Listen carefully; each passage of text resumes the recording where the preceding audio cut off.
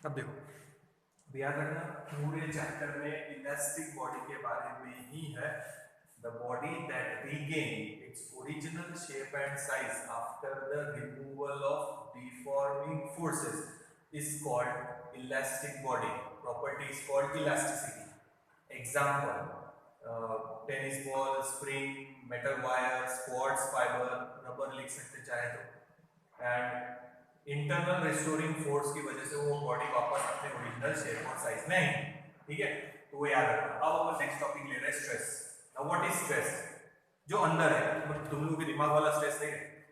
जैसे स्प्रिंग को स्ट्रेच किया तो अंदर क्या डेवलप हो रहा? Internal restoring force. मतलब अंदर क्या है? स्ट्रेस।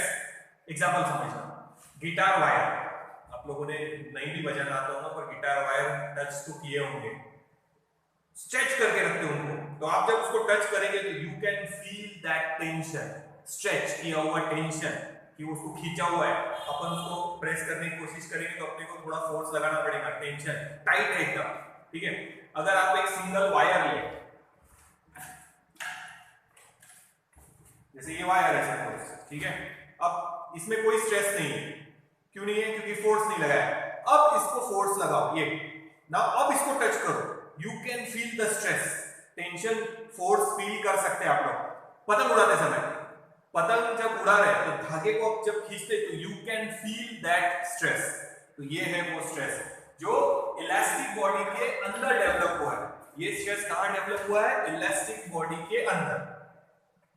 किसकी वजह से? फोर्स की वजह से। ठीक है, एक्सटर्नल फोर्स अपन ने लगाया, पर एक्सटर्नल फोर्स के अपोज में क्या डेवलप हुए थे? Internal restoring force. ध्यान दो, स्प्रिंग की जगह टेनिस बॉल का एग्जांपल याद रखेंगे, समझाने में इजी आएगा। ये एक्सटर्नल फोर्सेस है,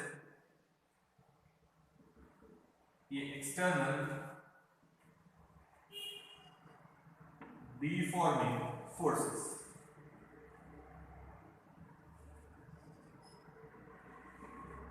These are external deforming forces. तो अंदर डेवलप होंगे इंटरनल रिस्टोरिंग फोर्स, उनके अपोज में। These are internal restoring forces. These are internal restoring forces, equal in magnitude, opposite in direction to that of external deforming force. But elastic limit के अंदर, कल का याद रखना, इलास्टिक लिमिट की definition बाद में लेंगे। ये समझ में आया? तो अंदर जो फोर्स है, जैसे धागे का भी एग्जांपल ले सकते हैं, पतंग का धागा स्ट्रेच किया है उसको, एक फोर्स इधर से एक फोर्स इधर से स्ट्रेच करने के लिए, तो अंदर डेवलप होगा इंटरनल रिस्टोरिंग फोर्स। इस एक्सटर्नल फोर्स के अपोज में ये, इस एक्सटर्नल फोर्स के अपोज में ये। अब आप उस धागे को टच करके देखो तो you can feel that tension. धागा लूज है, हाथ से आराम से मूव कर सकते हैं, पर उसको किसी वेट से स्ट्रेच करो, अब उसको टच करके देखो, you can feel that tension inside the wire, that is called stress. Stress में खींच के रखा है, घर वालों ने अपने को खींच के रखा है, पढ़ो पढ़ो, लॉकडाउन में भी वही है। तो दिमाग में क्या है? स्ट्रेस, इंटरनल स्ट्रेस है, बस वही यहाँ पे है। कोई इसको दिमाग नहीं है, नहीं तो कुछ के कुछ अंदर जो फोर्स डेवलप हुआ है उसकी वजह से जो अंदर स्ट्रेस फोर्स डेवलप हुआ है, that is called stress. You can feel that stress। फिर से बता रहा, गिटार वायर को स्ट्रेच करके रखते वहां पे, अब आप उसको टच करके देखो, टेंशन, वो स्ट्रेचिंग फील कर सकते हैं आप। पतंग में you can feel the tension in the string. Tennis ball में जब आप प्रेस करेंगे तो आप टेंशन को फील कर सकते हैं। ठीक है, तो अंदर जो स्ट्रेस डेवलप हुआ है वो है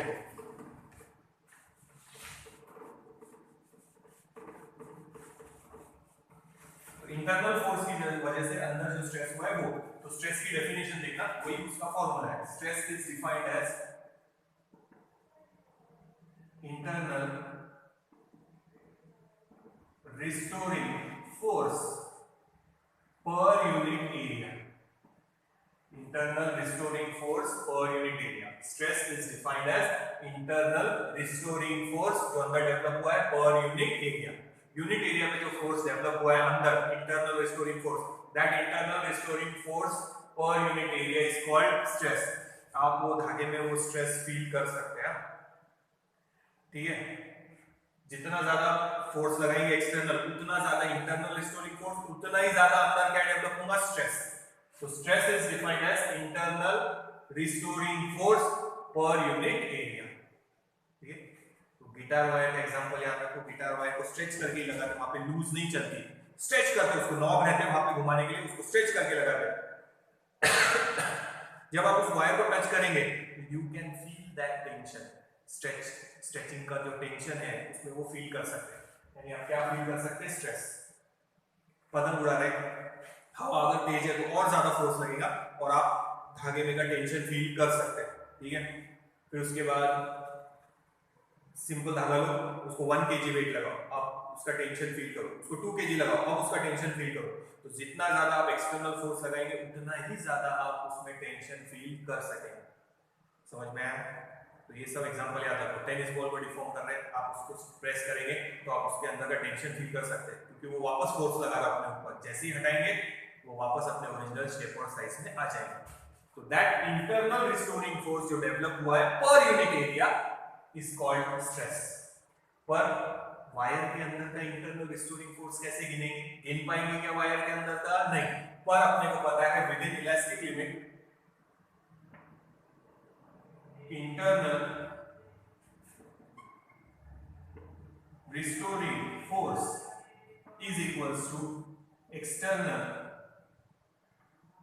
deforming force, दोनों क्या रहेंगे? सेम। और एक्सटर्नल फोर्स गिन सकते हैं अपन, जैसे मैंने बोला धागा लो, उसको 1 kg वेट लगाओ, तो एक्सटर्नल फोर्स कितना हो गया? mg, वेट mg, तो m की वैल्यू डालेंगे 1, g की वैल्यू डाल देंगे 9.8, तो कितना एक्सटर्नल फोर्स लगाया? 9.8 न्यूटन, ठीक है। अगर मैं बोलूं धागे को 2 kg वेट लगाओ, तो यहां कर देंगे 2, 19.6 न्यूटन, 3 kg वेट लगाओ तो यहां कर देंगे 3, तो एंड सो ऑन, ठीक है। तो आप एक्सटर्नल फोर्स गिन सकते हैं क्योंकि वो मैं लगा रहा है, पर इंटरनल फोर्स नहीं गिन सकते। पर इंटरनल फोर्स और एक्सटर्नल फोर्स दोनों क्या रहेंगे? सेम, अगर अपन इलास्टिक लिमिट के अंदर है तो। और अपन अभी पूरा इलास्टिक लिमिट के अंदर ही लेंगे, इलास्टिक लिमिट से ज्यादा फोर्स लगाएंगे तो बॉडी परमानेंटली डिफॉर्म हो जाएगी, पर अपन लगाने ही नहीं वाले, अपन इंटरनल रिस्टोरिंग फोर्स और एक्सटर्नल फोर्स सेम ही लेंगे क्योंकि अपन इलास्टिक लिमिट के अंदर ही फोर्स लगाएंगे। तो आप एक्सटर्नल फोर्स तो गिन सकते हैं, जैसे धागा फिर से अभी तो लूज है तो उसमें कोई टेंशन नहीं है, आप आराम से हाथ से मूव कर सकते हो उसको, पर जब आप उसको वेट लगाएंगे 1 kg या 2 kg तो इस धागे में आप टेंशन फील कर सकते हैं, उस धागे में आप स्ट्रेस फील कर सकते हैं। That stress is defined as internal restoring force per unit area. But internal restoring force कैसे गिनेंगे? जो अंदर डेवलप हुआ है, बट अपने को पता है with in elastic limit internal restoring force और एक्सटर्नल डिफॉर्मिंग फोर्स क्या रहेंगे? सेम। एक्सटर्नल फोर्स आप लोग गिन सकते हैं, तो फॉर्मूला थोड़ा सा बदलेंगे। Stress is defined as external deforming forces per unit area. तो फॉर्मूला ये यूज करेंगे, डेफिनेशन ये लिखना है। तो स्ट्रेस का मीनिंग समझ में आएगा? स्ट्रेस मतलब टेंशन, टेंशन यानी फोर्स एक्ट हो रहा है, ये रहा फोर्स पर यूनिट एरिया। तो गिटार वायर में पतंग उड़ाते समय धागे में वेट सस्पेंड किया है तो वो स्ट्रिंग में या स्प्रिंग में आप वो टेंशन को फील कर सकते, you can feel that tension, ठीक है। तो stress is defined as internal restoring force, अंदर डेवलप हुआ है स्ट्रेस वायर के, तो internal restoring force per unit area. But internal restoring force को नहीं गिन सकते, एक्सटर्नल फोर्स गिन सकते क्योंकि वो मैं लगा रहा हूं, मेरे को पता है वो कितना फोर्स है। तो विद इन इलास्टिक लिमिट ये दोनों क्या रहेंगे? सेम। तो डेफिनेशन ये है और फॉर्मूला ये यूज करेंगे। इंटरनल रिस्टोरिंग फोर्स की जगह लिखेंगे external deforming forces per unit area. अब 3 टाइप के अलग अलग स्ट्रेस है, कैसे फोर्स लगा रहे हैं उसके हिसाब से 3 अलग अलग टाइप के स्ट्रेस है, तो वो ध्यान से देखना। तो इसके यूनिट वगैरह लिख लेते भाई, तो ये हटा देते हैं। तो ये याद रखना, फॉर्मूला यूज करेंगे external deforming force per unit area, क्योंकि ये और ये सेम है। अब यहां लिख रहे हैं यूनिट, तो ऊपर इंटरनल फोर्स लिखो या एक्सटर्नल डिफॉर्मिंग फोर्स लिखो, है तो फोर्स ही, तो यूनिट आएगा न्यूटन और नीचे एरिया मीटर स्क्वायर। ये प्रेशर का यूनिट है, फोर्स अपॉन एरिया। और प्रेशर और इसमें क्या फर्क है वो बाद में बताऊंगा। तो अभी ये हो गया, या फिर आप लोग पास्कल भी लिख सकते हैं, पर फर्क है इसलिए फिर अभी फिलहाल ये याद रखो, Newton per metre. Dimensions dimensions निकालना सिखाया है, फिर भी एक बार पूरा मेथड से निकाल लेते हैं। स्ट्रेस के dimension is equals to force के डायमेंशन अपॉन एरिया के डायमेंशन, फोर्स के डायमेंशन अपॉन एरिया के डायमेंशन। फोर्स के डायमेंशन शायद याद हो, हम लोग को लर्न करते हैं m1 l1 p-2, और एरिया के dimensions m0 l2 p0। Simplify करो तो स्ट्रेस के डायमेंशंस मिल जाएंगे, ये 1 है, ये 0 है, तो m1 ही रहेगा, ये 1 है, ये 2 ऊपर जाके माइनस हो जाएगा, तो 1 - 2 1, और ये ऊपर जाके -2, तो इट विल बी -1, तो ये हो गया -1, और ये 0 है, तो ये तो वैसे रहेगा t⁻², तो ये हो गए स्ट्रेस के डायमेंशंस, यानी प्रेशर के डायमेंशन। प्रेशर इसमें थोड़ा फर्क है, बात बताऊंगा क्या है, इसलिए फास्टर नहीं लिख रहे, कोई याद करो, metre per metre square, m1 l-1 t-2, these are the dimensions of stress। फिर से डेफिनेशन सुनना, एग्जांपल समझाए कि आप लोग कैसे वो स्ट्रेस या टेंशन को फील कर सकते हैं। याद रखो, स्ट्रेस जो अंदर फोर्स डेवलप हुआ है उसकी वजह से, stress is defined as internal restoring force per unit area, but internal restoring force नहीं गिन सकते, एक्सटर्नल मैं लगा रहा तो मैं गिन सकता हूं, दोनों इक्वल रहेंगे अपोजिट डायरेक्शन में। जैसे ही आप एक्सटर्नल फोर्स हटाएंगे, इंटरनल रिस्टोरिंग फोर्स बॉडी को वापस अपने ओरिजिनल शेप और साइज में लेकर आएंगे।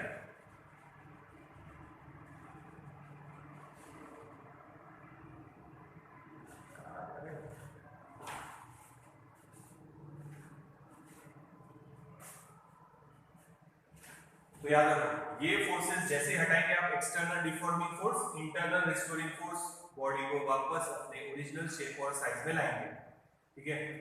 Stress is internal restoring force per unit area, but internal force कैसे गिनेंगे, एक्सटर्नल गिन सकते हैं, क्योंकि मैं अप्लाई कर रहा हूं, ये रे वेट मैंने लगाया, या मैं खींच रहा हूं तो मेरे को मालूम है कितने फोर्स से खींच रहा हूं, तो वो फोर्स पता है, तो एक्सटर्नल लिख दो। यहाँ पे फॉर्मूला यूज करते समय external deforming force per unit area लेंगे, बट डेफिनेशन लिखते समय यही लिखना, stress is defined as internal restoring force per unit area.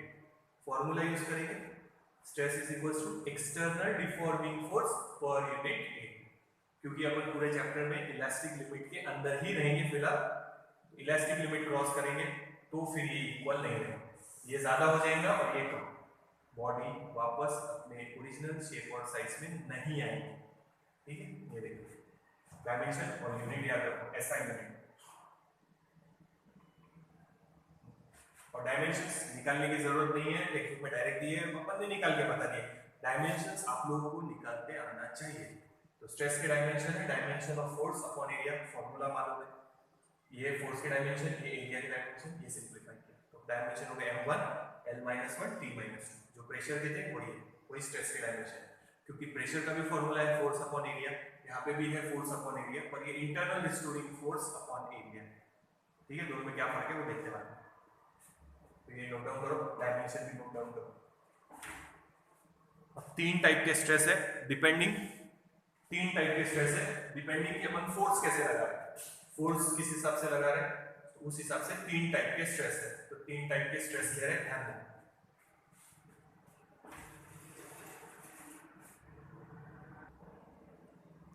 Stress का फॉर्मूला याद रखो, इसे लिख देना,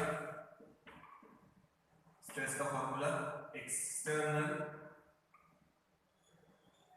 deforming forces per unit area, definition में इंटरनल ही लिखना, पर यूज करेंगे external deforming forces per unit area.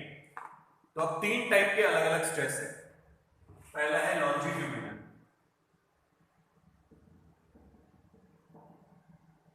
या उसको बोलेंगे टेंसाइल,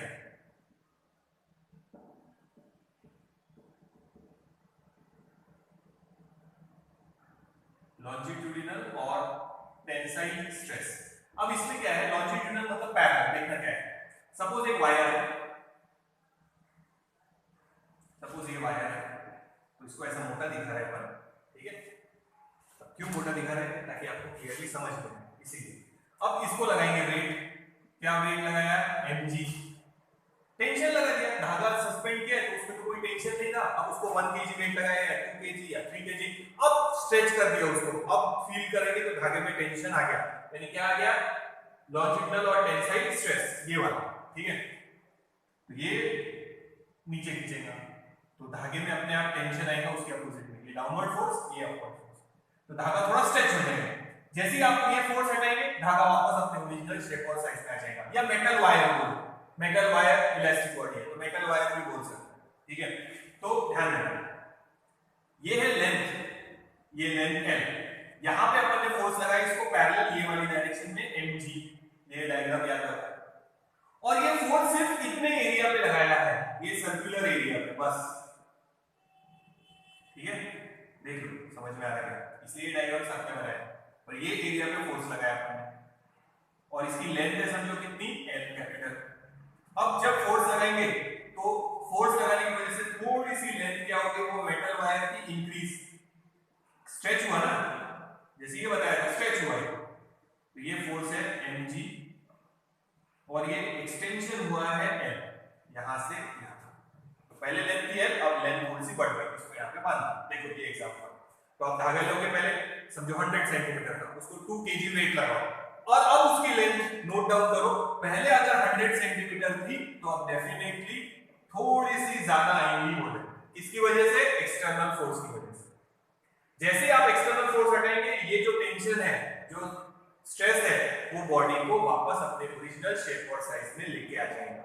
देखो, तो यहाँ अपन ने लॉन्जिट्यूडिनल मतलब लेंथ को पैरेलल अप्लाई किया है फोर्स, और फोर्स इस एरिया पे अप्लाई हुआ है जहां पे धागे पे ये बांधा है अपन ने वेट, तो यहाँ पे देखो यही वाला फॉर्मूला अप्लाई करेंगे, देखना डायग्राम, तो यहाँ लिखेंगे अपन longitudinal stress is equals to force upon area, basic formula वही, फोर्स कितना है mg जो भी बताया था वहां पे, और एरिया क्या है पाई r स्क्वायर, सर्कल का एरिया और इसकी रेडियस r, तो ये है longitudinal स्ट्रेस का फॉर्मूला। तो यहाँ इलोंगेशन हुआ है, जरूरी नहीं है इलोंगेशन ही होगा, आप उसको कंप्रेस भी कर सकते हैं ऐसा, तो लेंथ इंक्रीज होने की जगह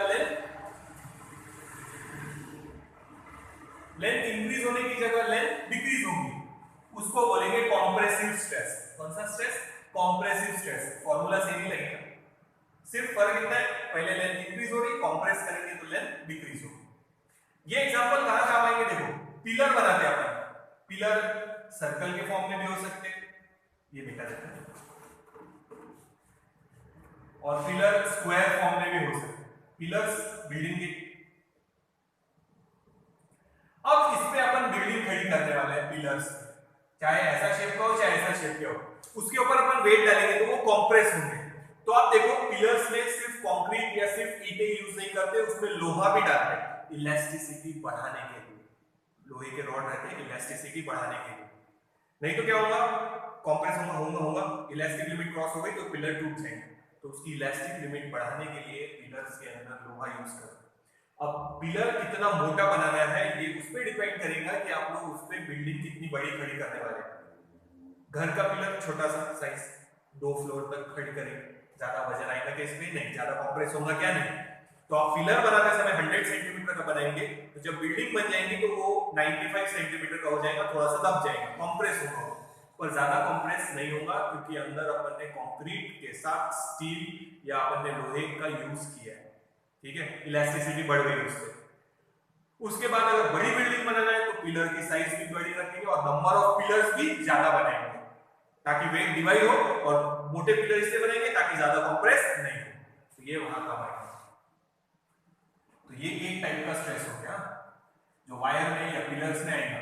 पिलर्स में उसको बोलेंगे कंप्रेसिव स्ट्रेस, क्योंकि कंप्रेस होगा, वायर में ये आएगा लॉन्जिट्यूडिनल स्ट्रेस या टेंसाइल स्ट्रेस।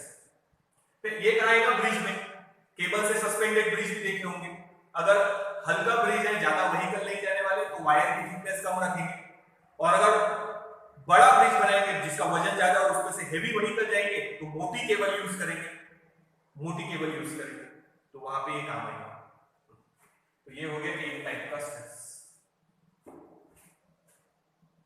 यहाँ पे फोर्स अपन ने पैरेलल लगाया, इसीलिए ये है लॉन्जिट्यूडिनल और टेंसाइल स्ट्रेस। एक्सपांड कर रहे हैं तो ये कंप्रेस करेंगे तो कंप्रेसिव स्ट्रेस, फार्मूला सेम रहेगा, सिर्फ लेंथ इंक्रीज होने की जगह लेंथ डिक्रीज होगी बस वहां पे।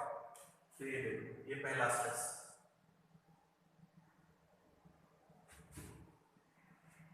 ठीक है, आगे चलो। अब देखो आगे, तो ये देखना फिर से याद रखो, ये है लॉन्जिट्यूडिनल और टेंसाइल स्ट्रेस। लॉन्जिट्यूडिनल इसलिए क्योंकि लेंथ को पैरेलल लगाया है, तो आप जब यहाँ फोर्स लगाएंगे तो सिर्फ इतने एरिया पे फोर्स लगा रहे, ध्यान रखना। तो एरिया लिखा है पाई आर स्क्वायर, बेसिक फॉर्मूला वही है फोर्स अपॉन एरिया, और एरिया सर्कल का वायर पाई आर स्क्वायर। कल पहले समझाया कि पिलर जैसा शेप रहेगा, रेक्टेंगुलर भी हो सकता, तो वो फॉर्मूला एरिया का यहाँ सब्स्टिट्यूट करना। जैसे पिलर है, अब सिलेंड्रिकल भी हो सकता है, रेक्टेंगुलर भी हो सकता, तो ये एरिया सब्स्टिट्यूट करना। यहाँ पे लेंथ इनटू ब्रेड्थ, जो एरिया है वो, ये स्फेरिकल भी हो सकता, सिलेंड्रिकल भी हो सकता, तो ये एरिया सब्स्टिट्यूट करना। तो यहाँ कंप्रेस होगा तो कंप्रेसिव स्ट्रेस भी बोल सकते हो उसको, लेंथ डिक्रीज होगी। यहाँ देखो स्मॉल है, ये क्या हुई है, लेंथ इंक्रीज, वायर को स्ट्रेच किया, लेंथ इंक्रीज हुई। तो force upon area, external deforming force per unit area. अब सेकंड वाला ले रहे हैं, तीन टाइप के स्ट्रेस है। तो यहाँ क्या चेंज हुई है, लेंथ लिख लेते हैं, शेप चेंज नहीं हुआ है, ठीक है। पहले वायर मोटी थी, खींचने की वजह से थोड़ी पतली हो गई और लंबी हो गई, पर अभी भी सिलेंड्रिकली है, तो यहां चेंज हुई है लेंथ। अब सेकंड देखो, इट इज कॉल्ड वॉल्यूम और बल्क स्ट्रेस। वॉल्यूम और बल्क स्ट्रेस और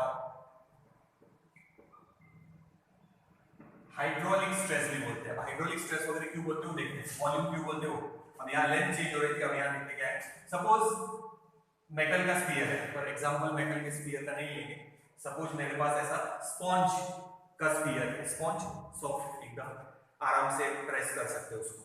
अब ऐसा एक स्फीयर लेके आप सी में चले जाओ, डीप जाओ सी में, तो जैसे ही आप पानी में एंटर करेंगे, पानी सब तरफ से इस पे फोर्स एक्सर्ट करेगा,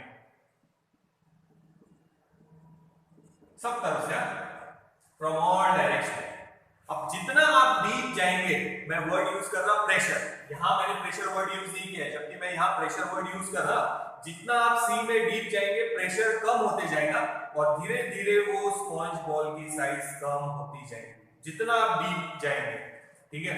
तो आप डीप जाएंगे तो स्पॉन्ज बॉल की साइज कितनी हो जाएगी। यहाँ पे भी शेप चेंज नहीं हुआ है, पर पहले वॉल्यूम बड़ा था, अब वॉल्यूम कम हो गया, तो क्या चेंज हुआ है यहाँ पे, वॉल्यूम।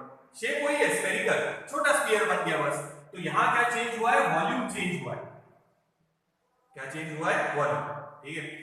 अब इस छोटे स्फीयर को आप वापस सरफेस की तरफ लाएंगे तो फिर से उसकी साइज क्या होती जाएगी, इंक्रीज।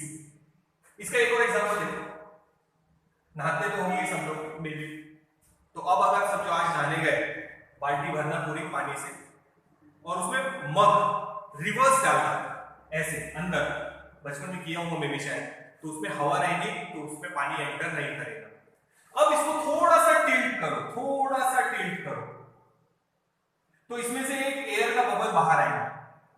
ध्यान से ऑब्जर्व करना कि एयर का बबल जैसे जैसे सरफेस पे आगे जाएगा उसकी साइज बड़ी होती जाएगी, और जब वो एकदम सरफेस पे आएगा तो स्प्रेड हो जाएगा ऐसे।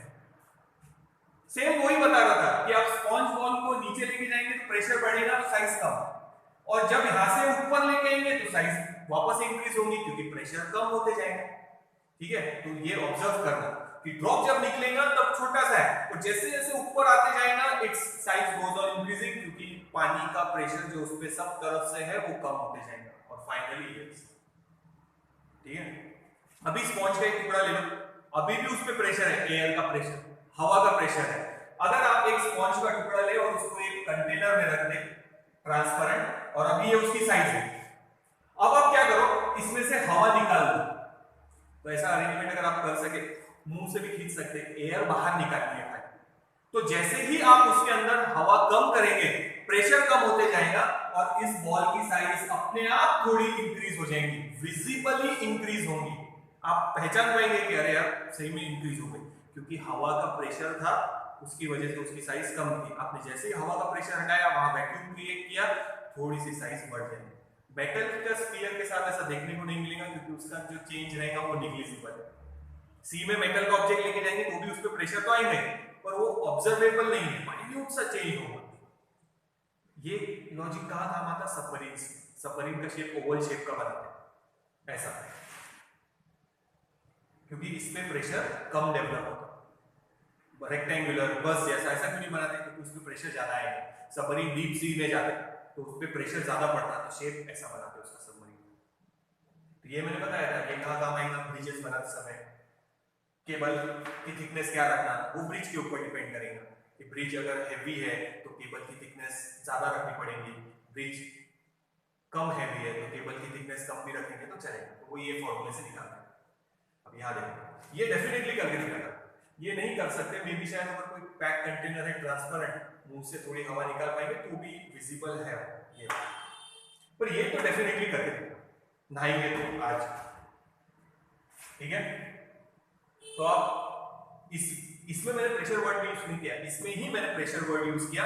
देखो फॉर्मूला सेम है, फोर्स अपॉन एरिया, प्रेशर का भी फॉर्मूला वही है, फोर्स अपॉन एरिया, पर प्रेशर में फोर्स हमेशा याद रखना नॉर्मल रहता, जबकि यहाँ कैसा है? लॉजिकल, और यहाँ नॉर्मल ही है, इसीलिए मैंने यहाँ वर्ड यूज किया है प्रेशर। फॉर्मूला देखना, ठीक है? बेसिक फॉर्मूला तीनों स्ट्रेस का सेम ही है।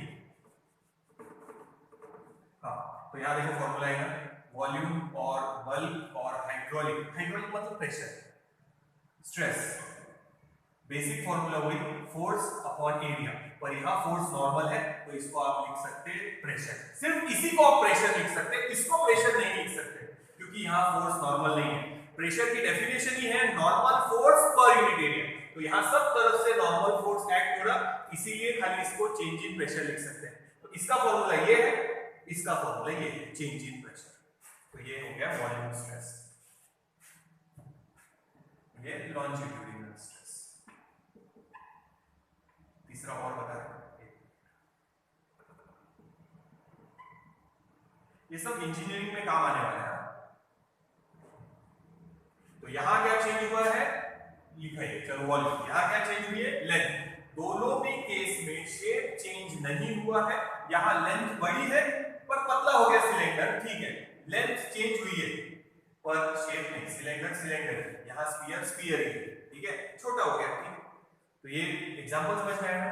वो बकेट वाला डेफिनेटली करके देखना, जब वो बबल नीचे से निकलेगा ना तो छोटा रहेगा, जैसे जैसे वो सरफेस पे आएगा उसका प्रेशर कम होते जाएगा तो उसकी साइज इंक्रीज होती जाएगी।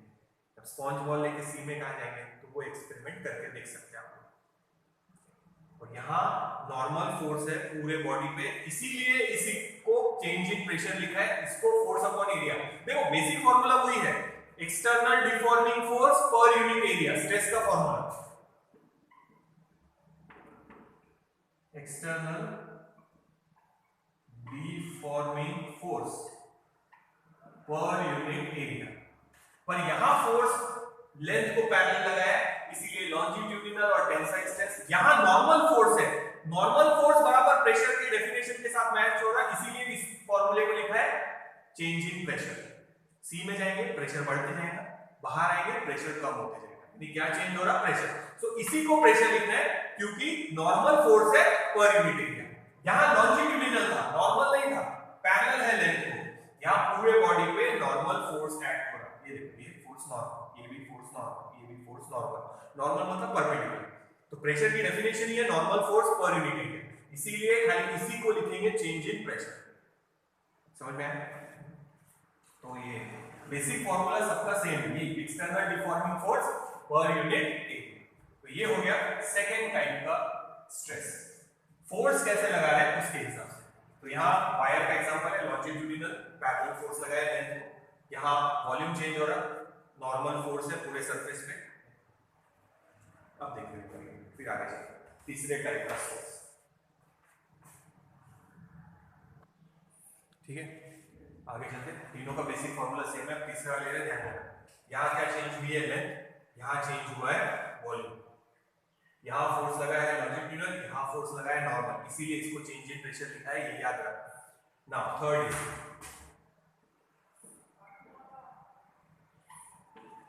shearing or shear stress, shearing और shear stress। देखते इसमें क्या है। सपोज एक रेक्टेंगुलर बॉक्स है, यस,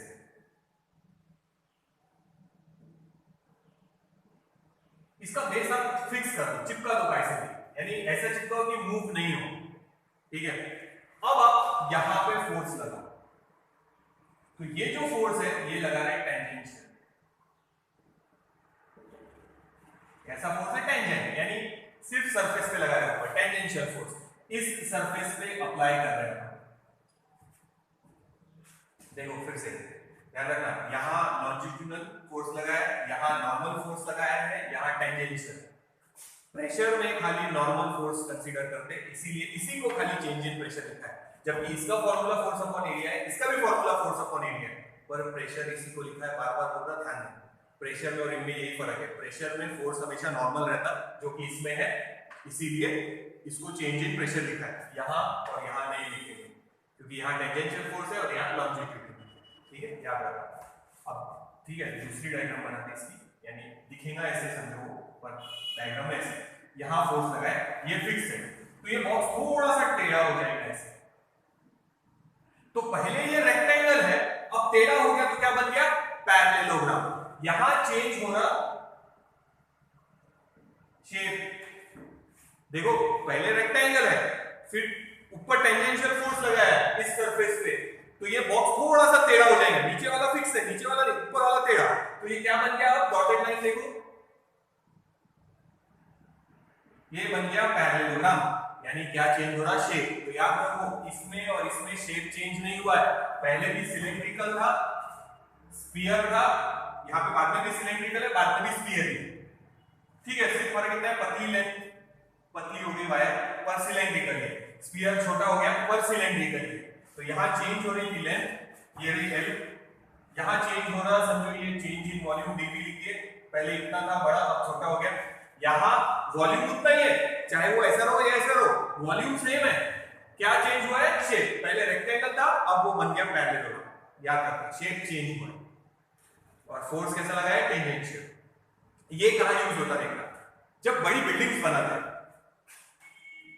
तो ये बहुत बड़ी बिल्डिंग है, समझो दुबई में कौन से बुर्ज खलीफा जो भी होंगी, समझो बहुत बड़ी बिल्डिंग है। अपन जब सिटी में बनाते हैं, जैसे अभी अपने यहाँ अमरावती में समझो 3 फ्लोर 4 फ्लोर 5 6 10 फ्लोर, ज्यादा से ज्यादा, ठीक है, उससे ज्यादा है नहीं, तो एयर का कोई काम नहीं है, एयर का अपने को लॉजिक लेने की कोई जरूरत नहीं है, और अपने यहाँ हवा इतनी ज्यादा भी फ्लो नहीं होती।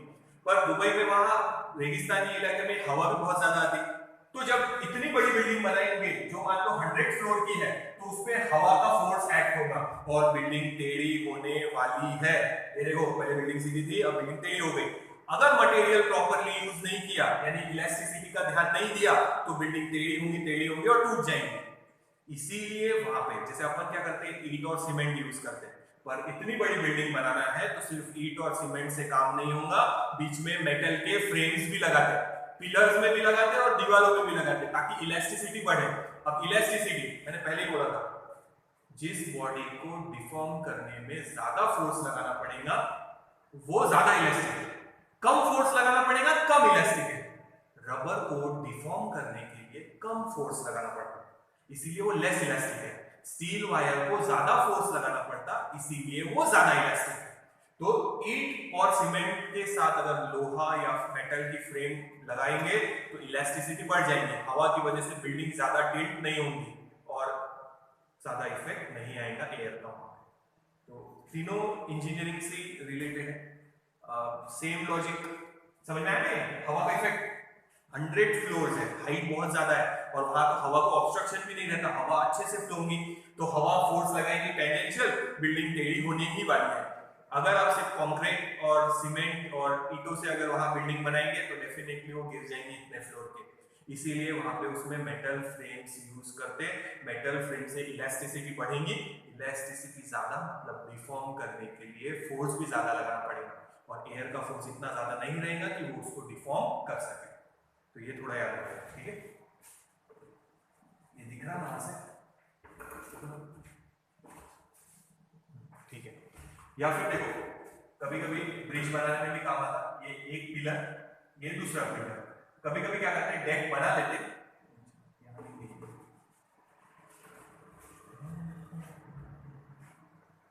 अच्छा ये डायग्राम एक बार मिटा देता वापस बना। देखो ये एक पिलर, ये दूसरा पिलर, ठीक है। अब वहां पे डेक सरका देते हैं, यानी रोड बना के डेक ऐसा सरका देते हैं इस पे, तो वो डेक बराबर यहाँ आके रह जाएंगे। फिर दूसरा डेक दो पिलर पे सरकाएंगे और उन डेक्स को ज्वाइन कर देंगे, ठीक है। तो ऐसा करते समय अगर आप नीचे से इस पिलर को पुश करेंगे तो टेंजेंशियल फोर्स लगेगा और पिलर टिल्ट हो सकता है। इसीलिए वो लोग क्या करते हैं, यहाँ पे छोटे छोटे चक्के लगा देते हैं, वो चक्के गोल घूमेंगे और डेक सामने जाएंगे। अपने यहाँ ऐसा यूज नहीं होता अभी फिलहाल अमरावती में, बट बड़े कंस्ट्रक्शन साइट्स या बड़े जो ब्रिजेस या बड़े कंट्रीज में, जो एडवांस कंट्रीज में जो ब्रिजेस बनाते हैं वो यही लॉजिक से बनाते हैं। डेक को आगे सरकाना है, दूसरे डेक के साथ जोड़ना है, वो ये पिलर पे खड़ा है, तो डेक को सरकाते समय आप नीचे से क्रेन से भी उसको पुश कर सकते हैं, पर जैसे ही आप क्रेन से पुश करेंगे उसको, इस पे टेंजेंशियल फोर्स एक्ट होगा और वो पिलर टेढ़ा हो सकता है। इसीलिए वो लोग क्या करते हैं, डेक को सरकाने के लिए वहीं व्हील्स लगा देते हैं और वो रोल होते हैं और डेक सामने सामने सरकते हैं। नीचे से फोर्स नहीं लगाते टेंजेंशियल, क्योंकि पिलर टेढ़ा हो जाएगा। बिल्डिंग का एग्जांपल समझ में आया, वैसे ही नीचे से फोर्स लगाएंगे तो पिलर टेढ़ा होने के चांस है, इतना भारी है, तो इसलिए वहां रोलर लगाते और रोलर से आगे रोल करते, तो अपन टेंजेंशियल फोर्स नहीं लगाते, ठीक है। तो यहां क्या चेंज हो रहा, शेप चेंज हो रहा। तो यहां देखो फॉर्मूला वापस से लिखने के पहले वो डायग्राम बनाते हैं। ये बेस फिक्स है, पहले रेक्टेंगुलर शेप था, अब पैरेललोग्राम जैसा शेप हो जाएगा। कौन सी फोर्स लगाया, टेंजेंशियल। तो फॉर्मूला देखना, शियर स्ट्रेस। अब देखो दोनों में से कोई एक डायग्राम मिटाने पड़ेंगे, तब तक चले जाएंगे, तो यही डायग्राम वापस मिटा देना। शेप चेंज हुआ है, ये डायग्राम काम आएंगे, क्या बदल गया, एंगल। तो पहले रेक्टेंगल था, अब पैरेललोग्राम हो गया, तो अभी फिलहाल काम नहीं है, इसे हटा दो।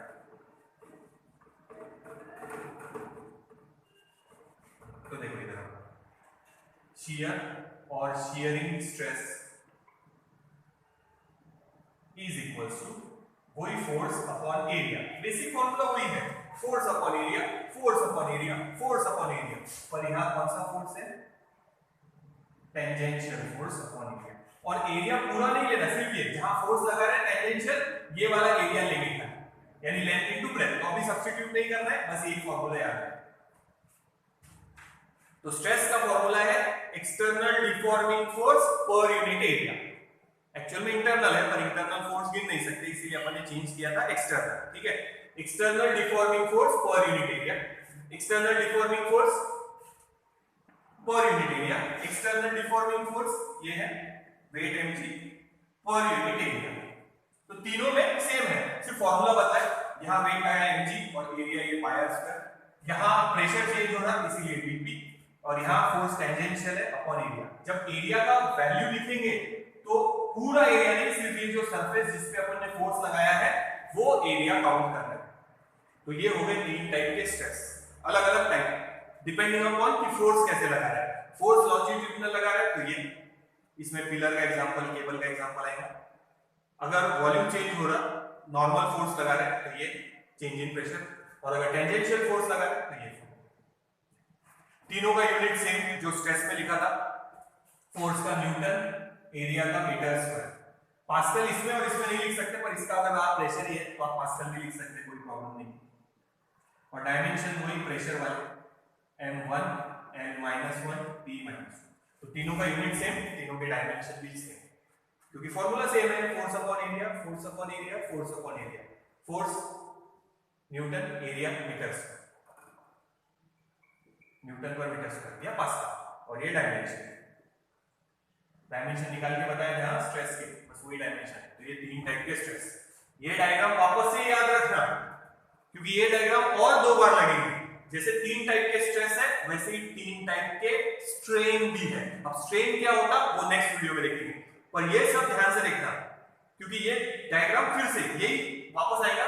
लॉन्जिट्यूडिनल और टेंसाइल स्ट्रेन जो बोल रहा हूं, वॉल्यूम और बल्क स्ट्रेन, शियर और शियरिंग स्ट्रेन, तो वो बात में आएगा, ठीक है। तो ये वॉल्यूम, बल्क और हाइड्रोलिक स्ट्रेस डाल देते हैं।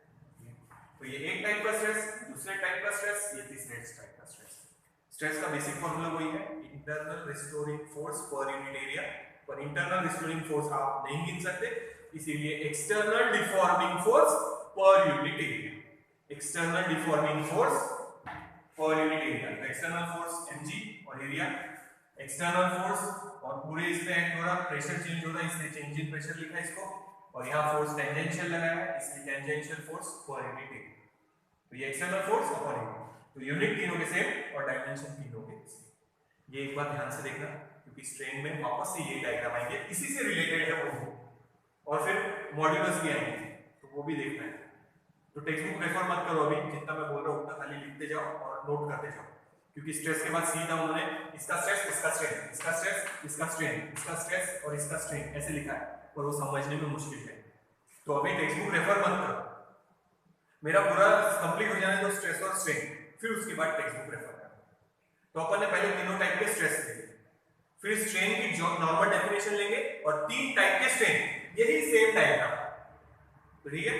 तो ये थोड़ा सा आप लोग अच्छे से देख रहे हैं और ये बाद में भी काम आएगा, तो ये याद रखो। इंजीनियरिंग में भी काम आएगा, वहां पे भी आएगा फिजिक्स का पोर्शन, तो ये नोट डाउन करो। स्ट्रेन वाला नेक्स्ट वीडियो में लेंगे, अभी टेक्स्ट बुक रेफर नहीं करना है, ठीक है, याद रखना। अभी टेक्स्ट बुक रेफर नहीं करना, जब मैं बोलूँ तब टेक्स्ट बुक रेफर करना। अभी खाली जितना पढ़ा रहा हूँ उतना नोट डाउन करते जाओ, नेक्स्ट वीडियो में कंटिन्यू करेंगे।